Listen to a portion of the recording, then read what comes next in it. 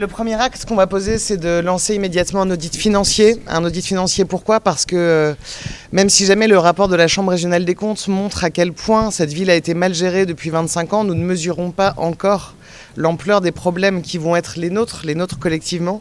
Et donc la première chose que nous devons faire, c'est lancer cet audit financier, cet audit foncier et avoir aussi un travail sur l'équipe de direction de la ville.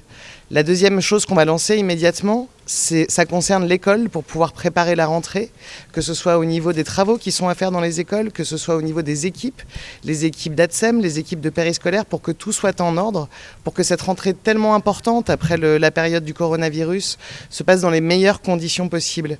Le troisième chantier, ça concerne l'été. L'été, tout de suite, qu'est-ce qu'on va permettre de lancer dans la ville, que ce soit sur l'élargissement des horaires de transport en commun, que ce soit sur l'accès à nos espaces verts, que les Marseillais puissent passer le meilleur été possible, puisqu'on le sait, beaucoup de Marseillaises et de Marseillais vont devoir rester à Marseille cet été.